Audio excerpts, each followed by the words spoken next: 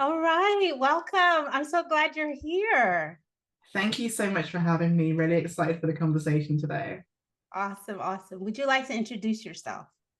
Absolutely. I'm Charlene Hunter, and I'm the founder and CEO of Coding Black Females. We're a non-profit organization enabling more Black women to enter and progress in the tech industry. Wow, that's awesome. I think that's such an awesome thing because, I'm a Black female and I know how challenging it can be to have access to these resources and stuff. So I'm so glad that we get to talk today.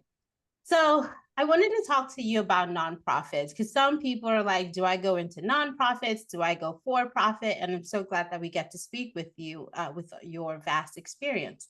Now, the first question is, why do so many nonprofits and social enterprises struggle to get funding, even if they have a great mission? I think sometimes it can be quite difficult with a nonprofit to think about, what you might have a great idea and you might have a great mission and you might be having or be able to have great impact, but understanding the business side of it can be quite difficult sometimes. And I know that when I started out, understanding the business was very different to understanding the impact. So I'd actually come from a background of I was a software developer, then I was a contractor. So I was, had a day rate based on knowing I could deliver a certain number of things in a certain amount of time. And then I moved into the nonprofit world and I was like, how do I even quantify the work I do compared to delivering on some software development? So I think one side is understanding, you know, even what it means, like what is the value that you're bringing to other people's businesses, or what's the impact? How do you identify the right sort of funding? So that's one idea. One thought I would say at the beginning is really understanding what the business is behind it. The other side is actually it can be quite hard to find funding. So when I started out again, I think if you're looking for funding online, you find out how to find funding for, if you're looking for an investor, if you're looking for an angel or something like that, you can find that really easily. You understand how to get into those sorts of systems. Finding applications for funding is a very different matter. So I think at the beginning, it can be quite difficult to identify what some of those funding routes are and how you can actually apply and what maybe a partnership model could look like and what your business model is as well. But if you can get behind understanding the business of your nonprofit, I do think it gets a lot easier to find some of the funding you're looking for. Okay, okay, that makes a lot of sense. So, talking about the kinds of business, how did you decide between a nonprofit or a social enterprise or something in between? Yeah, it was quite interesting actually because so in the UK, for example, there's quite a lot of different structures that you can have for a business. So when I was starting, I actually already had a business. That's what I contracted through, which was a for-profit organization that enabled me to go out and do my contracting on a day rate and whatever. And I understood that very well. It has some shares and I go out and make money and I pay myself a salary from that, or take dividends, should I say, from that. The difference with nonprofit was okay, for me, there wasn't actually a very clear route to set it up in the way that you could do just a for profit organization. So it's very different. And there's quite a few different structures as well. You've got charities. In the UK, we've got CICs as well, which is a community interest company. And then you can have something that's limited by shares or limited by guarantee, sorry, a company limited by guarantee. So all of that means that you've got a company that if you generate income, essentially the money goes back into the community or back into the organization. So you don't take any shares out for yourself a lot of the time. You can with some sort of structures, but mostly you can't. So I think for me, when I was first starting out, I looked at charities and I thought, okay, charity makes sense to some extent. However, the structures that you have to have around that, whilst they're fantastic and they make sure that you're doing the right thing, it felt like it was a bit too heavy for the actual work that we were doing. So we do a lot of training, for example, and mentor programs, and I didn't know at that point if there would be a commercial arm or what it would look like. So I was like, let me not tie myself into a charity when I don't actually know the full direction of the business. I think the other side was, then we had the other structures like the community interest companies that we work with. And again, it felt as though one, it could open up some of the doors for opportunities for applications and things like that for funding. But I wasn't overly familiar with that structure, and I wanted something that could be flexible going forward. So I chose to set up a company that was just limited by guarantee. So that meant that when we were going out and applying for things, it was very clear that everything that we earn, any profits or any surplus that we earn, goes back into the business and nobody can take it out as shares. So that's the structure that I chose. It gave us the flexibility that we'd need for the future, and also meant that I knew that nobody would join the business with a focus of making money. And money is great, don't get me wrong. Money is fantastic. I do love it. But at the same time, I want people to join for the impact and for the social impact rather than anything else. I think it makes a difference, and it is different depending on where you're based. For us, in the UK, it's very easy for me to say that we're a non-profit. In the US, we found that when we're applying for things, actually non-profit does mean charity over there. So it's actually a different structure that they expect when you say you're a non-profit as well. So it's important to understand what structures are available depending on where you're based as well. That makes a lot of sense. And I'm glad you mentioned that, you like money. Money's great, but this work is not just about that, right? Yeah. Yes, you need money to keep going, but there is an impact that one needs to be able to pay attention to. Okay. And I'm also glad you mentioned that it's different in different countries, just in case people are not aware of that, because it depends on the laws of the land. And now we have B Corps.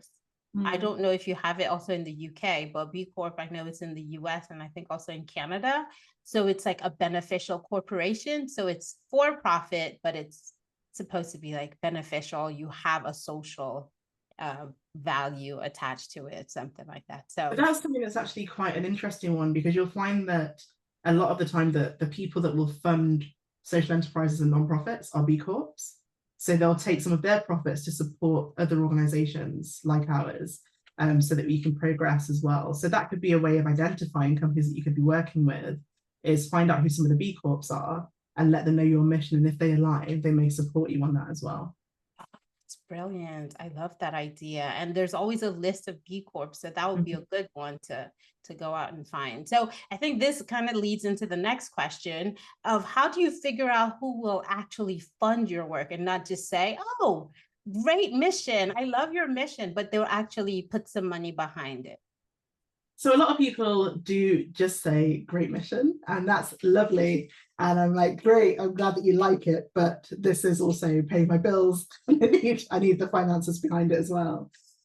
So I think that one thing that I always try to do if I'm on a call, so we do a lot of pitching and a lot of calls with a lot of different companies, it's really important to understand who's on that call and if they are a decision maker, and how easy can they get a decision maker in the room as well. If they're going to struggle with that, then you may struggle to identify if they can give you any funding or any support financially as well. So I think that identifying decision makers and whether they have those connections is a very important thing to do. The other thing that I think you have to try to understand is, I always try to understand what those companies have done before. What have they done in the past? So if they want to work with us, that's fantastic. If you think what we do is great, that's awesome. But have they ever put money behind supporting organizations, or have they mentioned that they have funding available to support organizations? And when I say support organizations, a lot of the time they're supporting, but they are getting a benefit as well. They're not just helping you for fun. They are paying for what would be considered a service.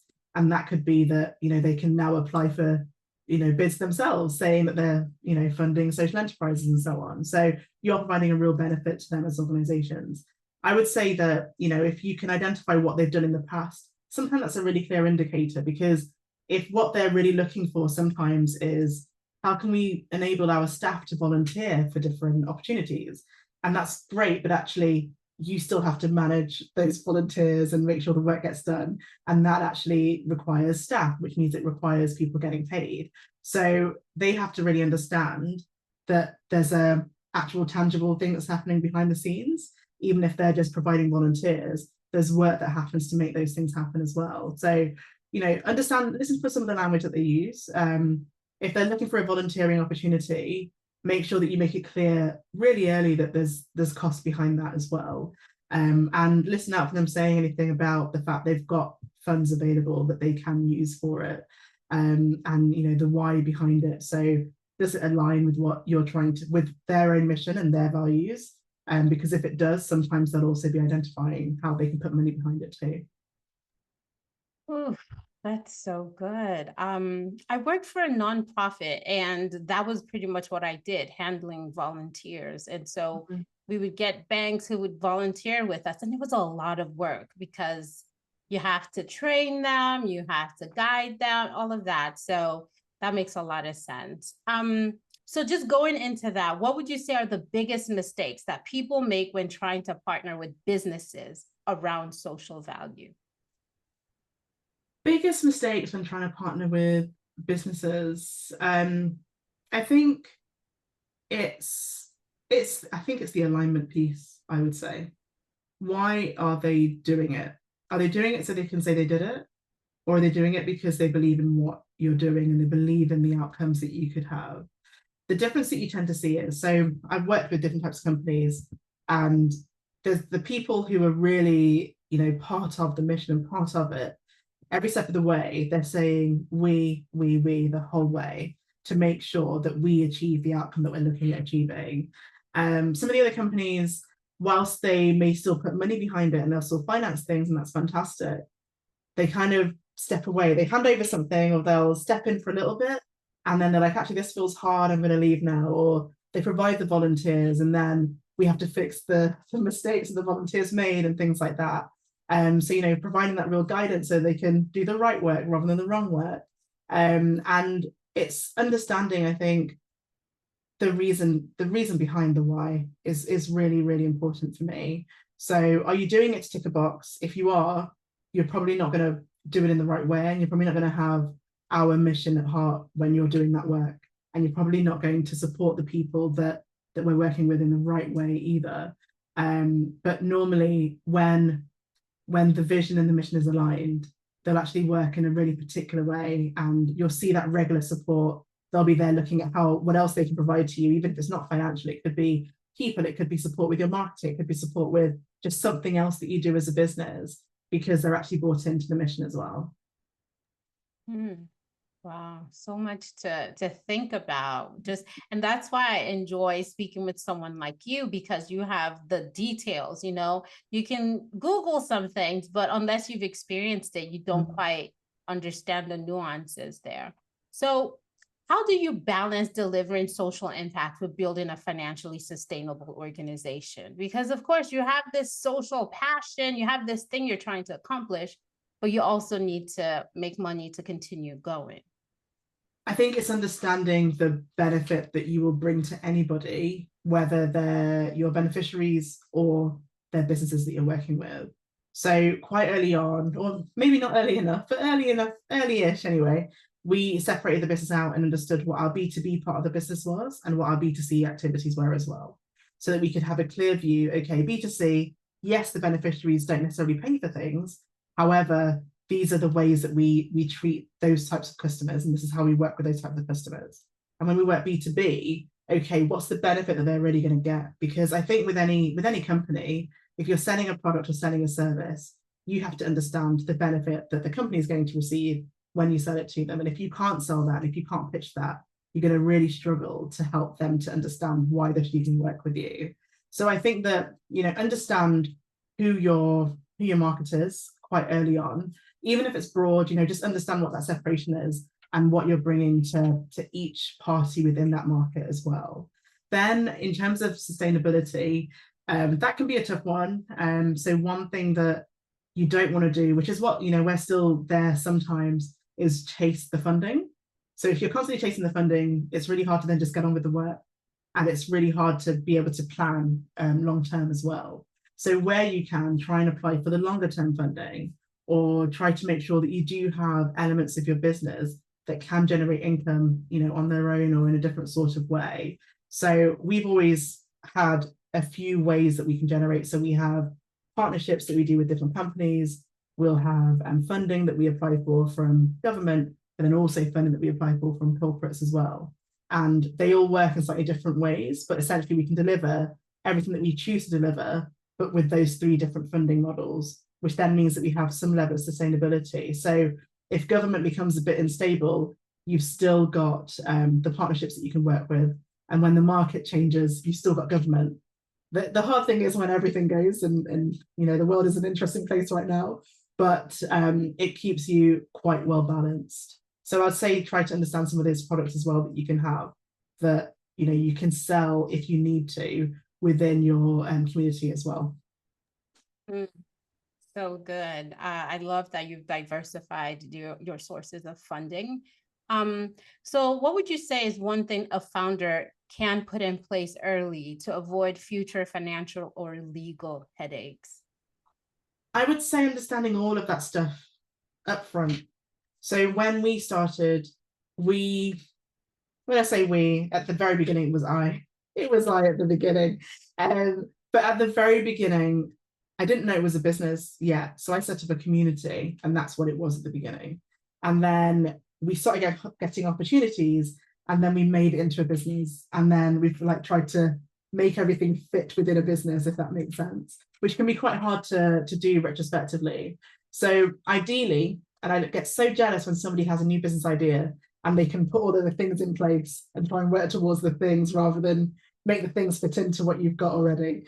But if you can, you know, come up with that idea at the beginning and think of what that business model is going to be for both the B2B and the B2C side, or if there's one or the other, you know, think of how that's actually going to work. Think of everybody who receives a product, whether it's a product or a service from you, as a customer, and treat them as a customer and run it like a business from day one, I would say.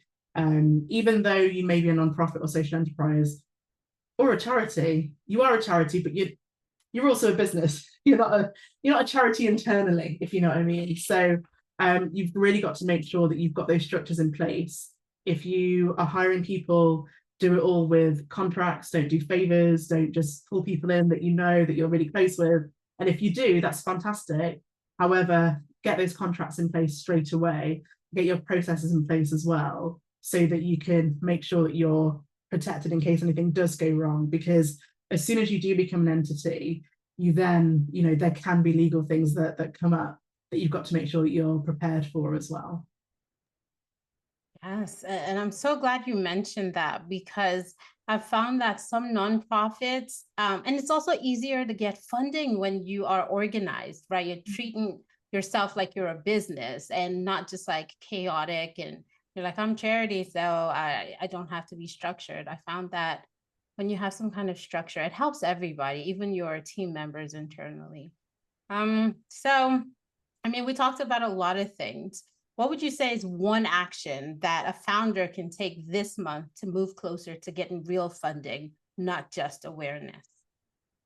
I would say the time when things started to change for me was when I made a pitch deck, and I'm sure that a lot of people have them already, or you may have your idea in different places, but you don't know what that would mean as a pitch deck. I would say put that together. So put a document together that you can share with companies and say, this is what we do, and this is how I would sell this service into you. This is how you benefit as well from working with us, and then this is the impact that we have. I think that if you can start with that, it really, really helps in explaining how you work and why you do the work that you do with those companies. Then if you're also applying for funding, you can pull ideas out of that as well. You know, you've already put the thought in then as to how you sell yourself and what that impact really looks like. And it really does help, I would say, in making sure that you've got a very clear understanding of your business.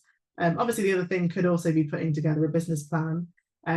But I think some people say that that's kind of not always necessary. It depends on the sort of business you have, that sort of thing.